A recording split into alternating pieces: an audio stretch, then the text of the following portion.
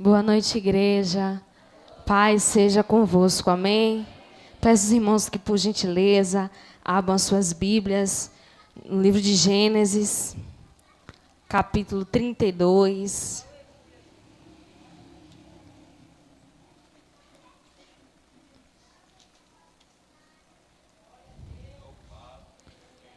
Gênesis, capítulo 32, a partir do seu versículo 24.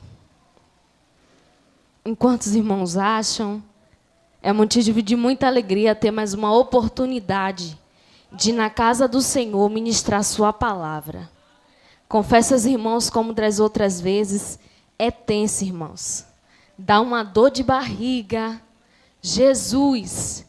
Mas louvo ao Senhor do temor e do tremor de subir neste altar, porque eu sei da tamanha responsabilidade de transmitir a sua palavra e de ser canal de bênção para os seus filhos. Gênesis capítulo 32, a partir do seu versículo 24, que diz assim: E Jacó ficou sozinho. E Jacó ficou? Então veio um homem que se pôs a lutar com ele, até o amanhecer. Quando o homem viu que não poderia dominar Jacó, tocou-lhe na articulação da coxa, de forma que a deslocou enquanto lutavam. Então o homem disse: Deixe-me ir, pois o dia já desponta. Mas Jacó lhe respondeu: Não te deixarei ir, a não ser que me abençoes. O homem lhe perguntou: Qual é o seu nome? Qual é o seu nome? E ele respondeu: Jacó. Então disse o homem: Seu nome não será mais Jacó, mas sim Israel, porque você lutou com Deus e com homens e venceu. Até aí. É bem verdade que quando nós meditamos na palavra do Senhor, nós somos exortados e confrontados a uma mudança e a uma reflexão. Todos os dias que devemos fazer o nosso devocional e orar ao Senhor, nós somos confrontados e passamos a refletir em tentar adequar e a servir a Deus conforme a sua palavra.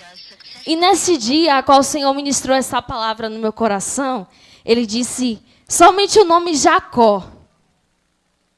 E eu comecei a ler um pouco mais sobre a história desse filho do Senhor.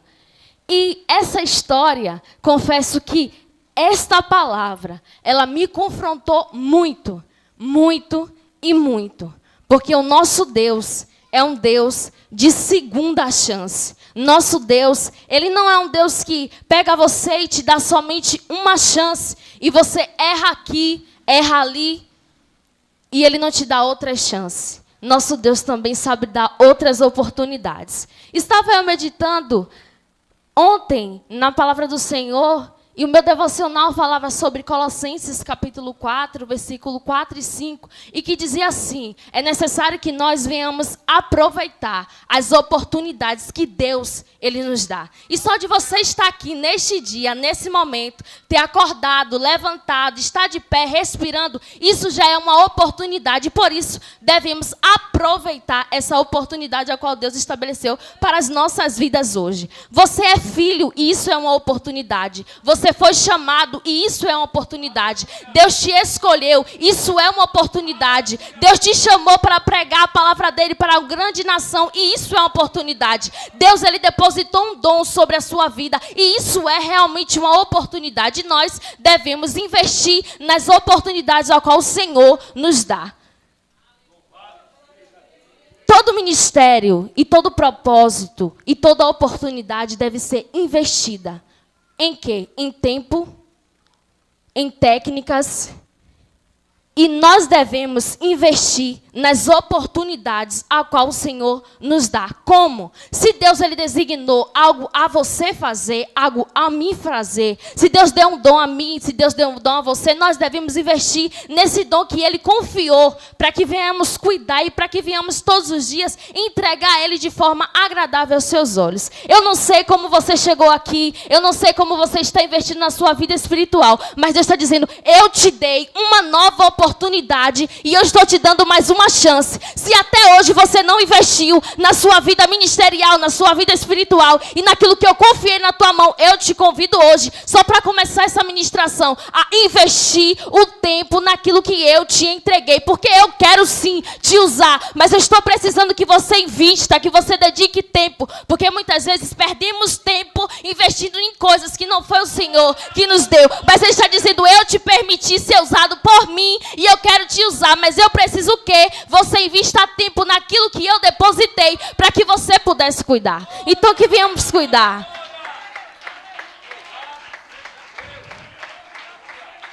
A Bíblia vai relatar uma história que talvez você conheça, mas eu queria contextualizar para que venhamos entender o contexto ao qual o Senhor quer ministrar os nossos corações nessa noite. Estou falando um pouquinho rápido, vou desacelerar. É nervosismo, viu, irmãos? A Bíblia vai relatar a história de dois irmãos, Jacó e Esaú. A Bíblia vai dizer que havia uma mulher por nome Sara e uma mulher por nome e um homem por nome Abraão. Sara era estéril, mas o Senhor tinha decretado uma palavra ao seu servo Abraão. Deus tinha direcionado uma palavra para a vida de Abraão, que ele teria sim um filho. E Deus, como cumpre as suas palavras e é fiel naquilo que ele libera, ele vai dar Isaque para que Sara e Abraão pudessem cuidar. Por sua vez, Isaque vai se casar com Rebeca. E Rebeca também estéril. Rebeca, por sua vez estéril, tem um esposo por nome Isaque. Isaque vai liberar uma palavra que ele sim teria um filho. E Deus, ouvindo uma palavra decretada da boca do teu filho com firmeza no seu coração e com autoridade, ele vai sim dar a Rebeca e a Isaque, Esaú e Jacó. Quando Rebeca está gerando Esaú e Jacó, ela vai receber uma profecia, porque no seu ventre havia muito movimento. E a Bíblia vai dizer que havia uma profecia sobre a vida daqueles dois, a qual o menor serviria ao maior, e que haveria um conflito sobre aquela promessa a qual Isaque uma vez tinha decretado. A Bíblia vai dizer que Esaú nasce, o primogênito, o primeiro, e logo em seguida vem Jacó. Vou adiantar um pouquinho a história, porque já conhecemos, e esse não é o contexto ao qual eu quero entrar nessa noite. A Bíblia vai dizer que Esaú, já crescido, ele gosta de caçar, ele gosta de ir à mata, ele é um bom arqueiro, um bom atirador, e ele está no campo. E ele vai chegar em casa a qual Jacó estava. Jacó, um homem de casa, que cozinhava, que ficava mais recolhido no seu cantinho. E ele vai, então, pedir a seu irmão Jacó um pouco do guisado, da lentilha que ele estava cozinhando, porque Esaú estava com muita fome.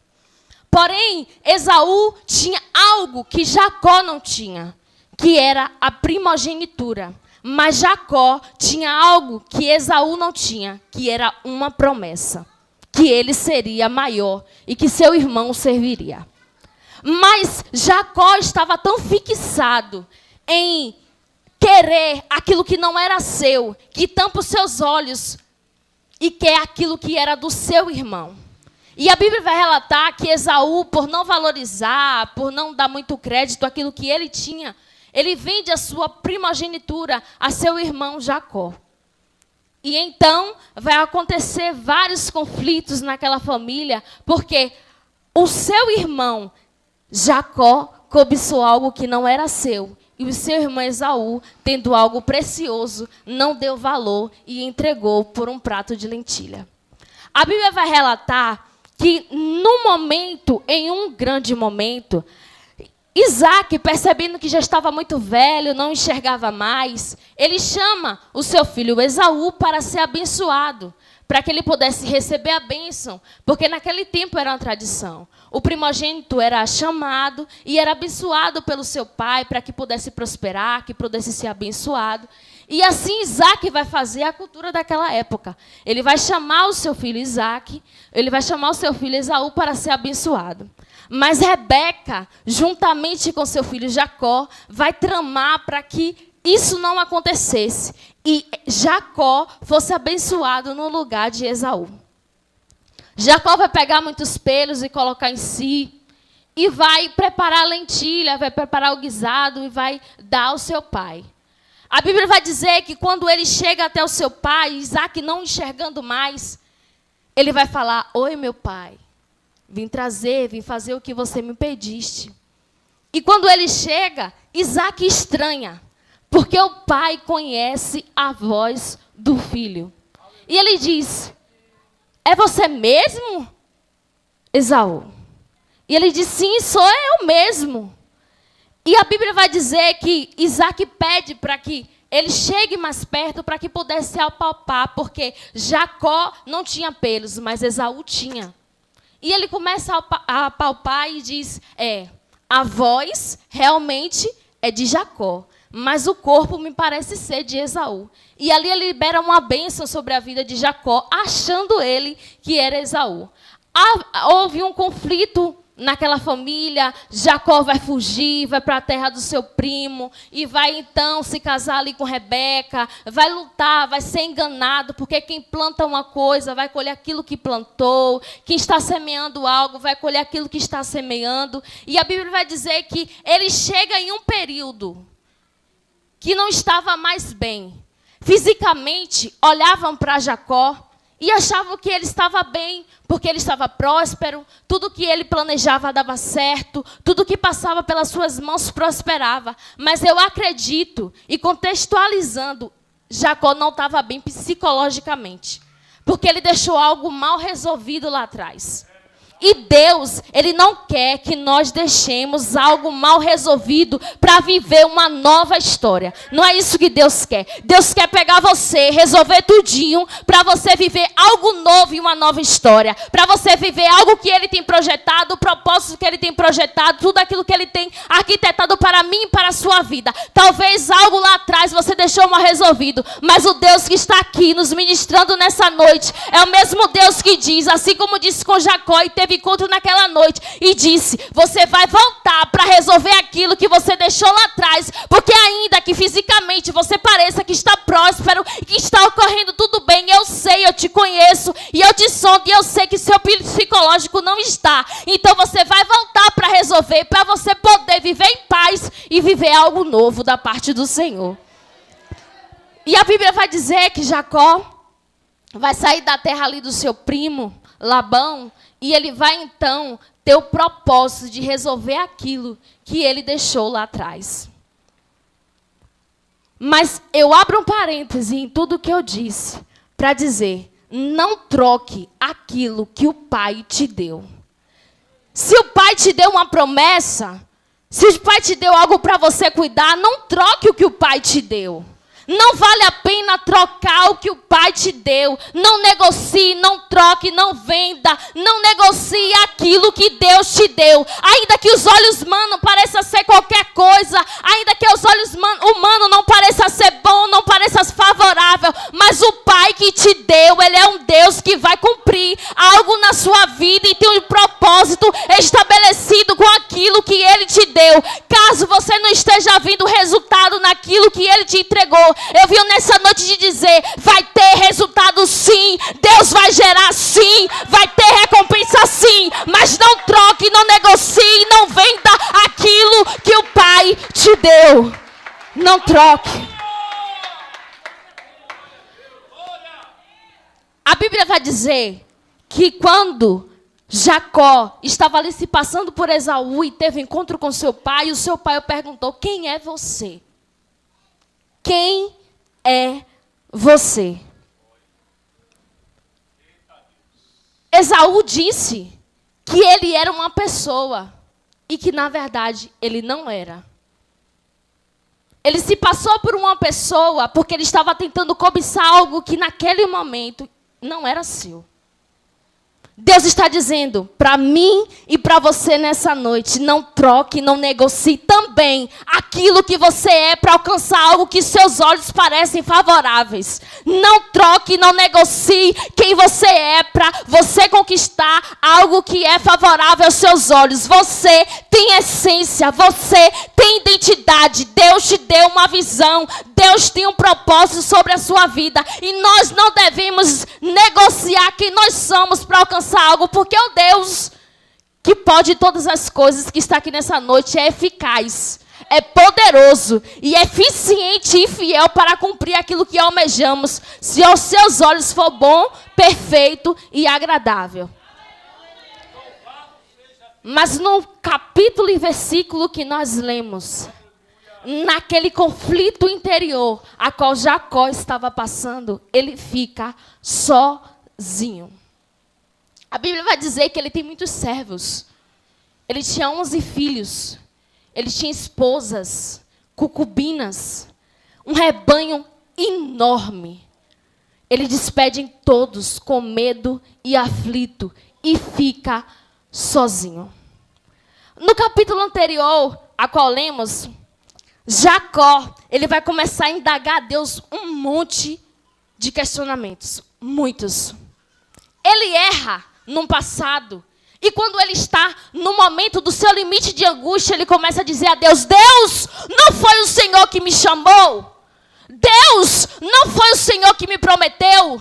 Deus, não foi o Senhor que fez a promessa? Não foi o Senhor que disse que tinha um propósito? Não foi o Senhor que disse que faria? Então cadê o Senhor?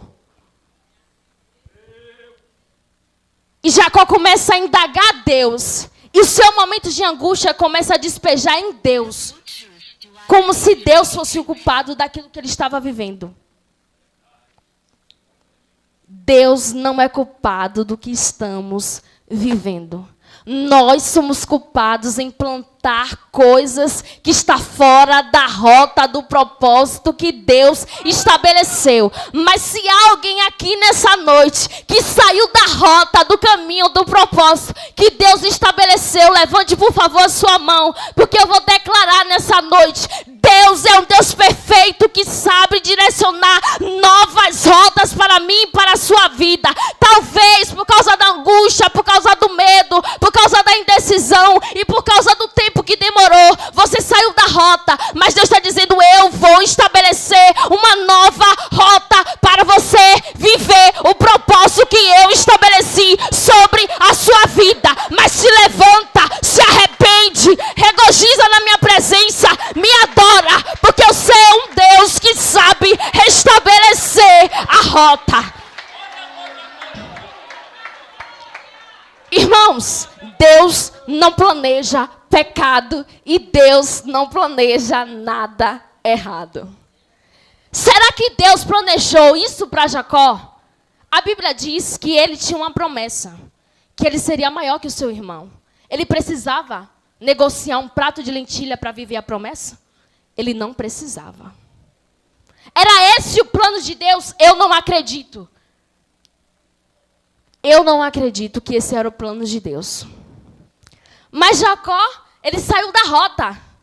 E nosso Deus sabe fazer novas rotas, porque nós, quando nós se arrependemos e o nosso coração está contrito, a Bíblia diz que Deus não aguenta e Ele desce do trono, levanta da sua cadeira com toda a sua onipotência e onisciência para dizer: meu filho, eu vi o seu arrependimento lá do céu, eu vi o teu choro no quarto, eu vi você clamando e muitas vezes eu não respondendo, porque eu queria saber qual era o seu limite, eu queria saber até onde você ia, eu queria saber qual era o seu posicionamento, eu queria saber qual era a sua ação, mas hoje eu me agradei, levantei do trono e eu vou lutar com você, por você, para você, porque eu sou pai e eu sei quem você é, eu sei que você não tem negociado, eu sei que você não tem parado, eu sei que você não tem desistido, e eu, Deus, estou levantando do meu trono e estou dizendo assim: eu, o Senhor, vou trocar o seu nome, eu, o Senhor, vou cumprir o propósito, eu, Senhor, vou estabelecer a promessa que tenho sobre a sua vida.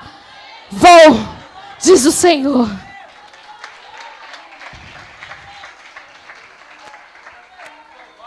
Com seus questionamentos, com suas indagações, o seu pai terreno, Isaac, pergunta a Jacó quem era ele. Quem é você? Mas quando o nosso Deus, o nosso Pai Celestial, tem encontro com ele, ele pergunta: qual é o seu nome. Quem é você?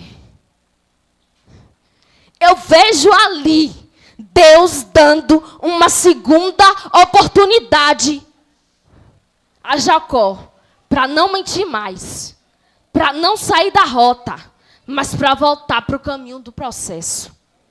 Porque sem processo não tem propósito. Estávamos lá no Líder VIP e eu guardei uma frase e vou levar para toda a minha vida. Quando disseram que uma borboleta, ela não precisa de processo. Ela não precisa de milagre. Uma borboleta não precisa de milagre quando ela sai do largata para a borboleta. A largata não precisa de milagre para virar borboleta. Ela precisa de processo. E nós precisamos de processos. Nós precisamos viver uma etapa de cada vez, mas a gente quer viver tudo ao mesmo tempo. E a gente não suporta viver tudo ao mesmo tempo. A verdade é essa, a gente não suporta. Por isso que Deus cria processos para tratar primeiro a sua família, você em casa, para tratar depois seu ministério, para tratar depois a sua vida espiritual, financeira, profissional. Deus cria processos. E na nossa mente fica tudo tão bagunçado porque a gente quer resolver todos os processos de vez que a gente acha que tem um caminhão descendo sobre as nossas costas, quando na verdade Deus quer tratar um processo por processo. Qual é o processo que Deus quer tratar com você hoje, Jacó? Será que é o arrependimento? Será que é a liberação do perdão? Será que é a volta às práticas do primeiro amor, da comunhão? Eu não sei. Mas eu sei que Deus, Ele não vai te direcionar algo novo enquanto você não resolver esse processo de agora. Deus não vai te direcionar algo novo enquanto a sua história passada não estiver resolvida. Deus quer resolver esse negócio. Irmãos, eu estava a caminho e Deus estava ministrando muito ao meu coração sobre um testemunho, sobre a minha vida e a vida de umas colegas de trabalho. E Deus ministrou muito ao meu coração para eu contar. Não iria contar hoje, não queria contar agora. Confesso aos irmãos, mas eu... Se tivesse todas as colegas aqui, a gente ia marcar, ia pedir ao pastor para contar todo mundo junto. Mas é Deus quem manda. E se Ele manda, a gente faz. E estávamos eu, a irmã Marília, que é uma das colegas, está trabalhando comigo e vai trabalhar novamente. Glória a Deus. Pedi autorização a ela para contar esse testemunho, porque tem também grande parte desse testemunho. Estávamos trabalhando numa empresa terceirizada para o Boticário. Uma empresa, irmãos, muito complicada. Muito complicada. Pense numa empresa atribulada. O dono da empresa, ele é um candomblessista. E orar naquela empresa, todos os dias tem oração, mas você sente o peso naquele lugar. Nós estávamos chorando muito naquele lugar, nós estávamos sendo humilhadas naquele lugar. Eu já estava sem direcionamento, porque eu só sabia pedir a Deus, Deus, me tira, por favor, me tira daqui. E para a glória de Deus, quando Ele diz na sua palavra que quando 2 ou mais liga aqui na terra, lá no céu também é ligado. Quando 2 oram aqui na terra, Deus ouve um negócio. Estávamos em um certo dia que estávamos no nosso limite. De ouvir tantas coisas, de não concordar com tantas coisas, e de estar tudo muito errado. De trabalhar e não receber. De ouvir, e você sair sobrecarregado. Que um dia, aqui em Camaçari, nós estávamos naquele lugar. E o chefe daquele lugar estava sendo muito usado naquele dia pelo inimigo, muito usado. Eu estava em um setor diferente, Marília estava no setor principal da empresa, juntamente com uma colega nossa que não é evangélica. Essa colega nossa que não é evangélica começou a se arrepiar, ela é afastada. E ela começou a se arrepiar, irmãos, e Deus começou a falar com ela, diretamente com ela. Ela estava esperando uma resposta de uma empresa e para trabalhar juntamente com o seu marido, que ela estava passando por um vale muito grande. E ela estava esperando essa resposta. E Deus começou a falar com ela. Façam você, falou pelo nome, irmãos. Você, Nathalie, Vani e Marília. Um propósito de 7 dias às madrugadas. Irmãos, como Deus é um Deus que fala e um Deus que confirma, naquele mesmo dia, estávamos todas reunidas na empresa e deu um trovão muito forte que apagou tudo. E o gerente da empresa disse assim: por que vocês temem se o grandão de lá de cima se levantou do trono no mesmo dia? A gente vai fazer esse negócio, é agora mesmo que a gente faz esse propósito. Começamos a fazer o propósito de 7 dias às madrugadas, nós 4, calada, sofrendo, humilhada, chorando. Teve uma certa vez que eu passei por uma situação lá que eu desci do transporte. Eu não conseguia ir em direção à minha casa. Eu só sabia chorar. Eu não sabia para onde eu estava indo, mas eu só sabia chorar. E eu não queria chegar em casa daquele jeito, porque meu pai ia ficar super, hiper, mega preocupado, né? Meu pai é hiper preocupado. E eu não queria passar isso para ele, mas eu não sabia, porque minha mente estava muito sobrecarregada. E eu acredito que também das meninas que não estavam mais suportando. E começamos a fazer o propósito de 7 dias às madrugadas. E continuamos firmes naquele propósito, pedindo uma resposta ao Senhor. Em um determinado dia, nós estávamos esperando a ligação de uma empresa, e essa empresa começou a chamar a menina que Deus falou primeiro, que era para fazer o propósito. Mas, para Deus confirmar ainda mais o propósito, não só ela foi chamada, mas sim o esposo dela foi chamado para trabalhar no mesmo lugar que ela, na mesma empresa que ela, e ainda está sendo muito bem remunerado, estava precisando de uma provisão do Senhor, e Deus abriu a porta para eles.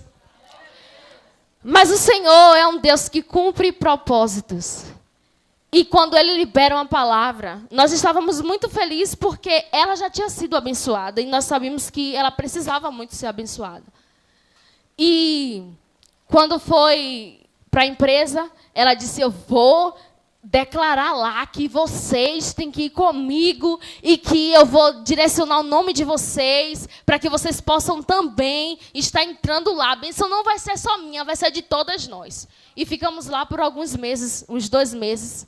E quando foi ontem, a empresa liga. E quem disse que eu vi a ligação? Não vi não, irmãos. 15 horas e 5 minutos, estava trabalhando, não vi. Eu falei: não, Deus é um Deus que quando Ele começa, a Bíblia diz, a boa obra, Ele é fiel para terminar aquilo que Ele começou. Gravei o número e chamei no WhatsApp: é Davi, estou esperando a ligação de vocês, meu nome é Nathalie, me ligaram? Liguei sim, temos uma proposta de emprego para você, e queríamos saber se você tem interesse. Com certeza! Com certeza!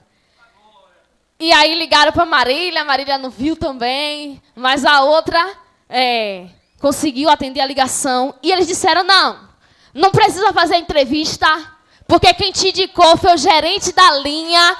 Não conhecemos o gerente, não sei quem é ele, nunca vi ele, mas Deus levantou aquele homem naquele lugar para cumprir aquilo que ele estabeleceu. E nós hoje fomos fazer o exame.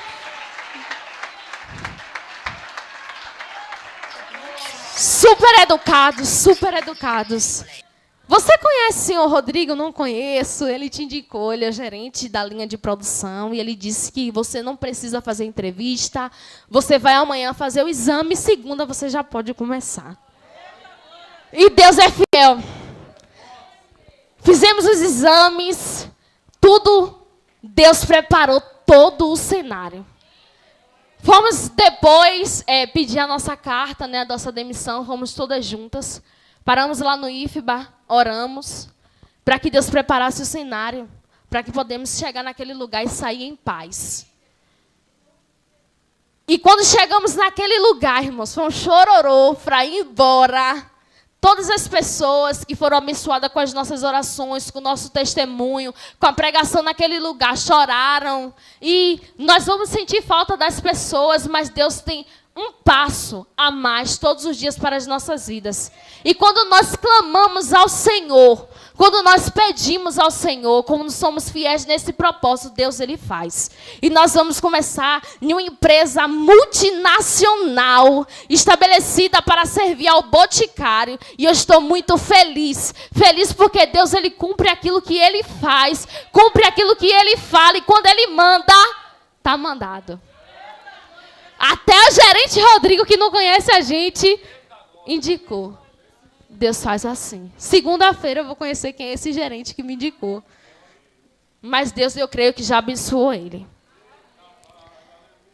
Quando Jacó, ele tem aquele encontro com Deus, ele não desiste de lutar. Ele não para de lutar.